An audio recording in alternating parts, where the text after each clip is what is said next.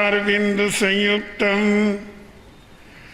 नित्यं ध्यायन्ति योगिनः कामदं मोक्षदं चैव ओंकाराय नमो नमः। अज्ञानतिमिरान्धानां ज्ञानाञ्जनशलाकया नेत्रैरुन्मीलितं येन तस्मै श्रीगुरुवे नमः। नमो दुर्वाररागादिवै वैरिवारनिवारणे अर्हते योगिनाथाय महावीराय तायिने।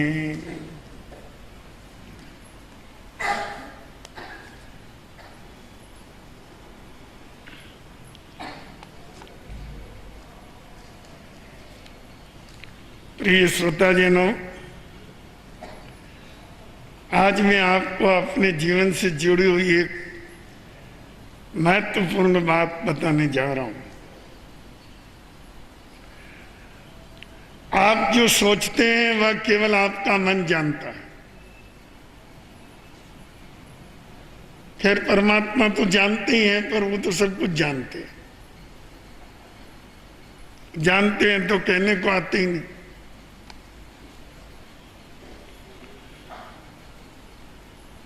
पर आपके मन की बात आप तो जानते ही हैं। आपके पड़ोस का व्यक्ति भी नहीं जानता, आपके पास का व्यक्ति भी नहीं जानता, आपका पुत्र और आपकी पत्नी भी आपके मन में क्या चल रहा है वो नहीं बता सकती। ये जीवन का एक गुप्त विषय है। और आप जो करते हैं उसे कुछ लोग देखते हैं। जो लोग देखते हैं वो जानते हैं, पर देखने वालों का दायरा छोटा है, बहुत ज्यादा बड़ा नहीं है। छोटा सा परिवार है या छोटा सा पड़ोस है और ये छोटा सा आपका व्यवहार है। वो लोग देखते हैं कि ये व्यक्ति ये कर रहा है, तो जो आप कर रहे हैं उसको कुछ लोग ही देख पाते हैं, सब नहीं देख पाते। पर आप जो बोलते हैं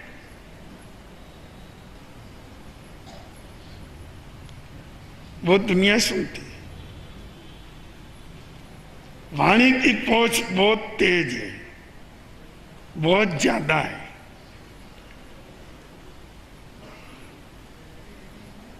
बोलते हैं उसको दुनिया सुनती है।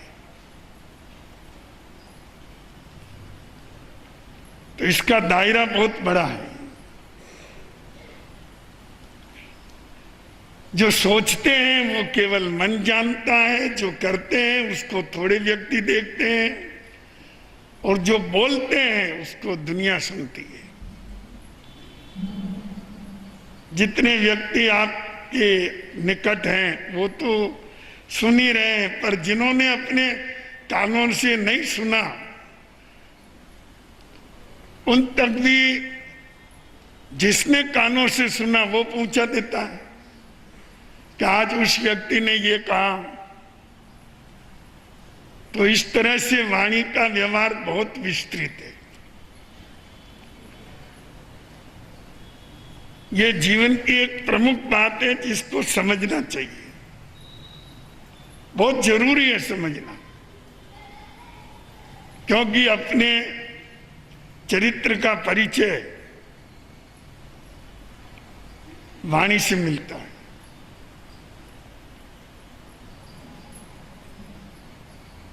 परमात्मा भगवान महावीर प्रभु ने इस तरफ बहुत ध्यान दिया।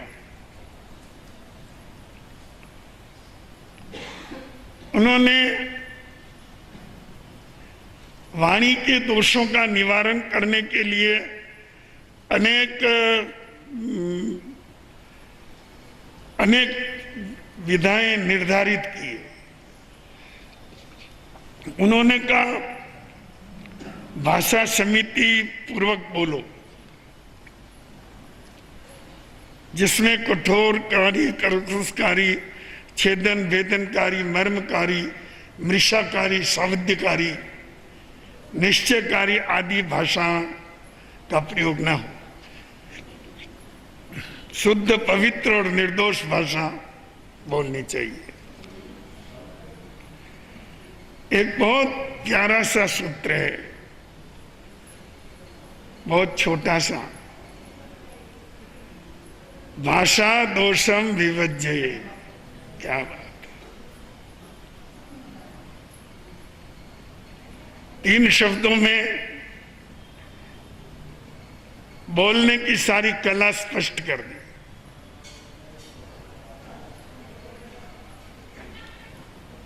बोलना भी एक कला है।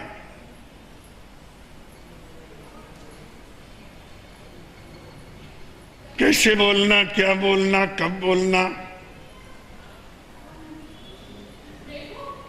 ये सारी बातें विचारणीय हैं और बुद्धिमान व्यक्ति इन पर चिंतन भी करता है। जब बोलना है इसी समय बोलते हैं, जितना बोलना है उतना ही बोलते हैं, जो नहीं बोलना है वो नहीं बोलते। बंधुओं, जैसे अपने जीवन व्यवहार में अनेक प्रकार की विकृतियां आ जाती है। खान पान में, रहन सहन में, अपने वस्त्र आदि भी गंदे होते रहते हैं।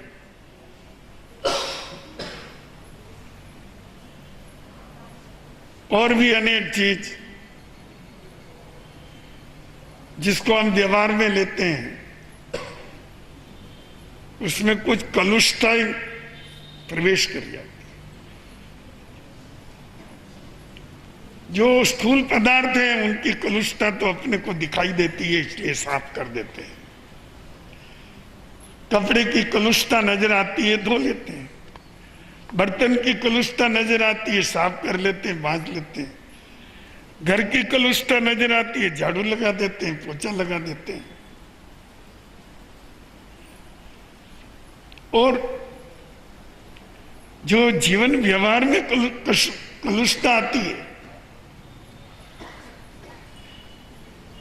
उसको भी दुनियादारी के दबाव से ही समझ लीजिए। व्यक्ति उस कलुषता से बचने की कोशिश करता है, पर वाणी में भी एक कलुषता आती है।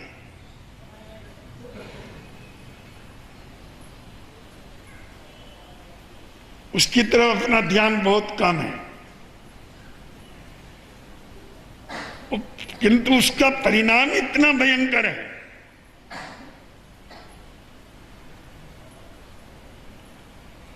कि सारा जीवन कष्टमय हो जाता है, सारे क्लेश खड़े हो जाते हैं, परिवार भंग हो जाते हैं और समाज बिखर जाता है। व्यक्ति का चरित्र, उसका स्तर गिर जाता है। कहने का मतलब वाणी का प्रदूषण भी हटाना चाहिए और इसके लिए हमारे सत्पुरुषों ने अनेक नियम और अनेक वर्जनाएं स्थापित की।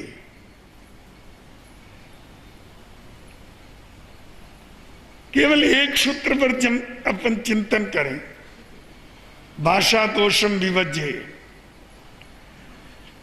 अपनी वाणी में क्या दोष है उसको समझें, समझ करके हटाने की कोशिश करें।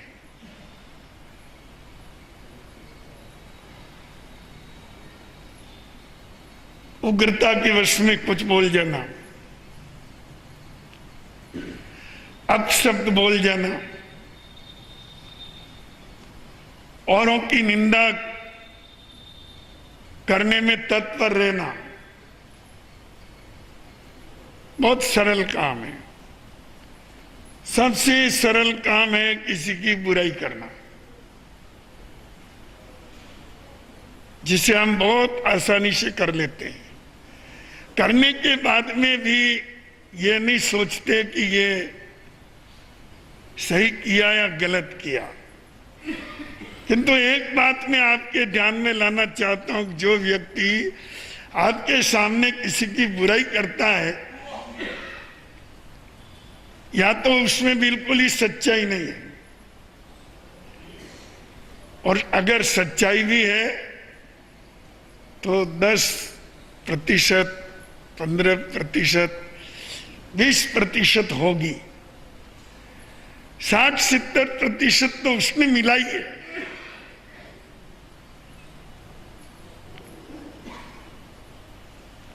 थोड़ी को बहुत निंदा करने वाला जरूर थोड़ी को बहुत बना करके रखेगा, ये याद रखिए।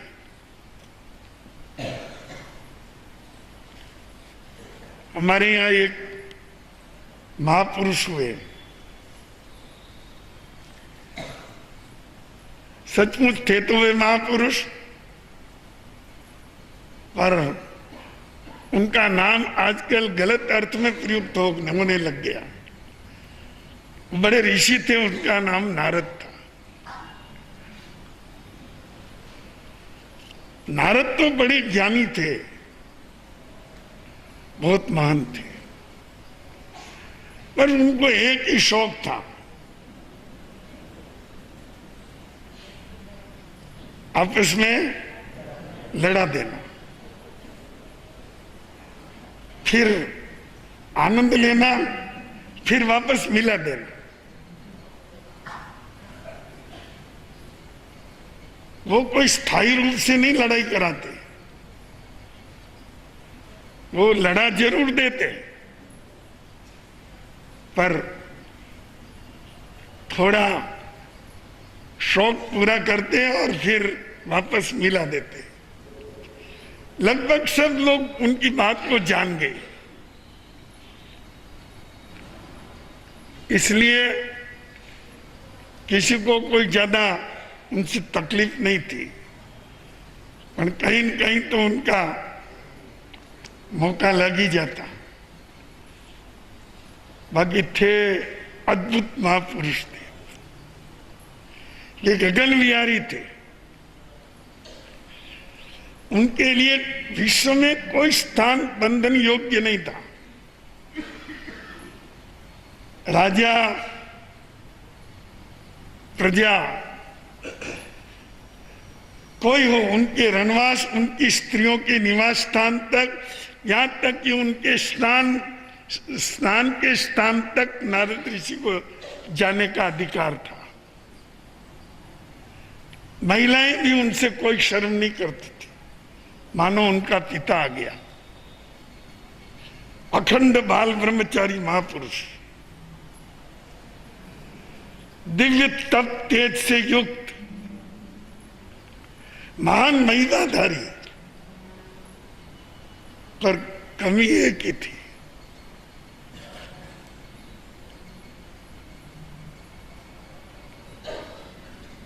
किसी के लिए क्या कह देना, किसी के लिए क्या कह देना, और फिर वो भिड़ जाए, दूर खड़े खड़े आनंद लेते रहना और फिर वापस मिला देना।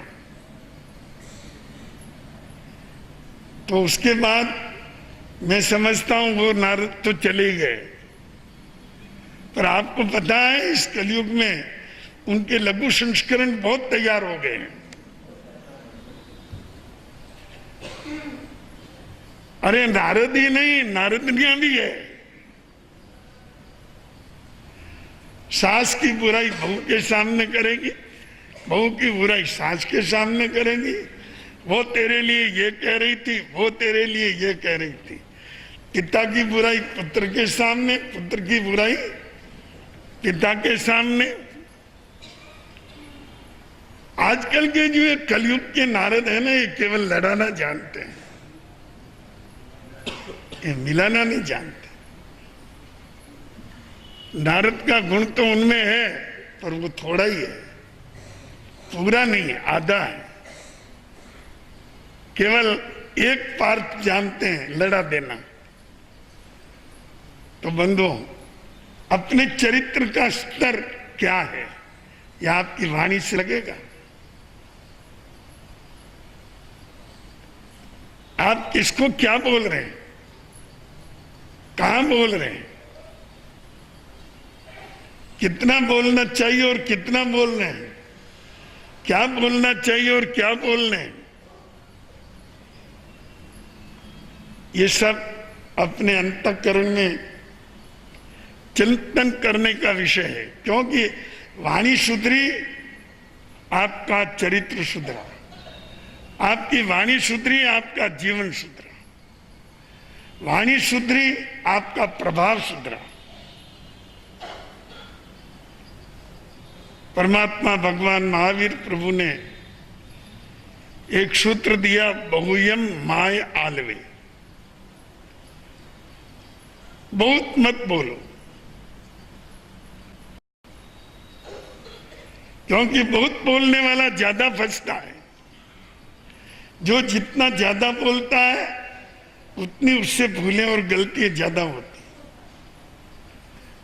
इसलिए हमें अपनी वाणी पर थोड़ा संयम रखना चाहिए, कम बोले और उतना ही बोले जितना जरूरी हो। आपके मुंह से कोई बुराई ना निकले। अगर कोई व्यक्ति बुरा है तो दुनिया देख रही है, सब समझ रहे हैं, सब जान रहे हैं। आपका कहना कहां जरूरी हो गया। आप कहोगे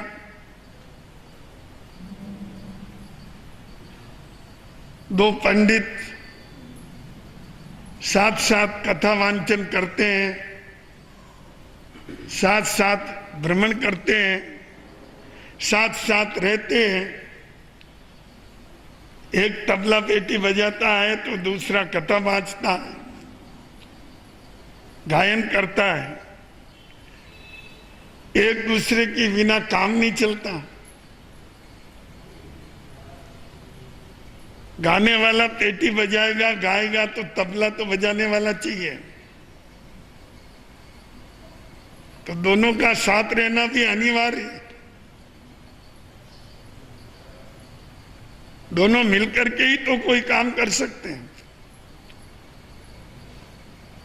पर दोनों के मन में एक जलन है,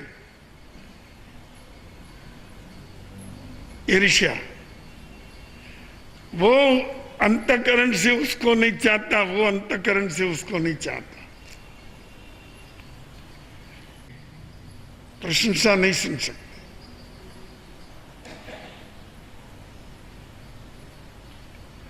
परोक्ष में वो उसकी बुराई करता, वो उसकी बुराई करता। प्रत्यक्ष में जो व्यवहार है उसके अनुसार चलना ही पड़ता। एक किसी श्रेष्ठी ने उसको कथा करने बुलाया। सेठ ने सोचा कि है तो बड़े पंडित है और प्रवचन भी बहुत अच्छा देते हैं, पर देखिए इनमें गहराई कितनी है। एक दिन सेठ एक पंडित के साथ था और उसने कहा, पंडित जी आपके साथ में जो वो तबला बजाने वाला पंडित है ना, बहुत होशियार है, बहुत अच्छा, इतना सुंदर तबला बजाता है, मैंने देखा ही नहीं। और कभी कभी वो कथा करता तो बहुत बढ़िया करता। मैं रख रहा हूं इसलिए पेट भर रहा है इसका, नहीं तो ये भूखों ही मरता। न कोई अक्ल है न कोई कला है।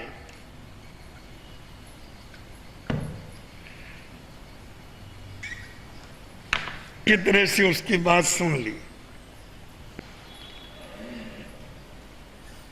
एक दिन दूसरे सेठ के पास दूसरा पंडित चल रहा था।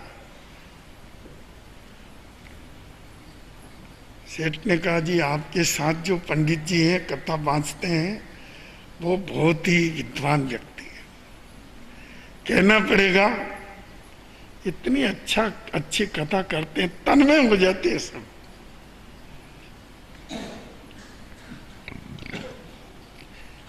ये बात सुन के वो जल भून के ग्राहक हो गया। वो कहने लगा, किस पंडित की बात करते हो जो मेरे साथ कथा बांचता है? जनता तो मेरे तबलों से आती है, इतना बढ़िया बजाता हूं। वो तो बेल था, बेल। इसको इंसान मैंने बनाया, मेरे साथ रहता है, काम चलता है। थोड़ा बोलना भी मैंने ही सिखाया, नहीं तो कुछ नहीं था उसके पास। सेठ ने ये बात भी सुनी। एक दिन दोनों को एक साथ खाने के लिए बुलाया सेठ ने। दोनों के थाली लगा दी, आसन लगा दिया, बिठा दिया। फिर सेठ एक हाथ के अंदर घास लेके आया और एक हाथ में भूसा लेकर के आया और दोनों की थाली में रख दिया। पंडितों ने कहा, सेठ जी क्या मजाक कर रहे हो? क्या हम जानवर हैं जो घास भूसा खाएंगे? उसने कहा, मैं तो आपको जानवर क्या, इंसान, और इंसान में भी पंडित बहुत बड़े ज्ञानी समझ रहा था। पर आपके अंदर से ही मुझे ये ज्ञात हुआ कि आप दोनों में से एक तो गधा और एक बैल है। जो गधा है उसके लिए भूसा रख दिया और जो बैल है उसके लिए घास रख दिया। गलती कहाँ की मैंने? अब दोनों एक दूसरे का मुंह देखने लगे। दोनों शर्मिंदा हो रहे हैं क्योंकि वो जानते हैं कि ये शब्द हमने कहा है। तो बंधुओं, सेठ ने कहा, पंडित आप कथा वांचन करते हैं पर उसका ज्ञान अपने जीवन में नहीं लेते। साथ रहते हो, एक दूसरे की निंदा करते हो और एक दूसरे से घृणा करते हो। वो तो कहता है ये बेल है, वो कहता है ये गधा है। उन्होंने कहा, सेठ जी भूल हो गए, आइंदा हम ऐसी कभी गलती नहीं करेंगे। ये बात तो हो गई। मैं आपको एक बात कह रहा हूं कि जीवन के अंदर जो व्यक्ति बुराई करने वाला, उसका भी स्तर बढ़ता नहीं है, गिरता है। बीती बात को दुनिया जान रही है, अपने मुंह से कहने की जरूरत कहां पड़ गई। अपन किसी न्यायालय में तो है नहीं जहां आपको बयान देना जरूरी है ना? केवल अपना मन मीठा करते हैं, वो ऐसा है, वो ऐसा है, वो ऐसा है, और उसकी बुराइयां करके अपने मन को सांत्वना देते हैं जैसे हमने बहुत अच्छा काम किया। किंतु मैं बताऊं आपको, जो तटस्थ श्रोता होता है वो ये बात जान लेता कि इसके भी लक्षण यही है, जो कह रहा है वो भी ऐसा ही है। तो कभी भी सास को बहू की, बहू को की सास को, पिता को पुत्र की और पुत्र को पिता की, भाई को भाई की, पड़ोसी को पड़ोसी की, कभी किसी की भी अपने मुंह से निंदा नहीं करने का।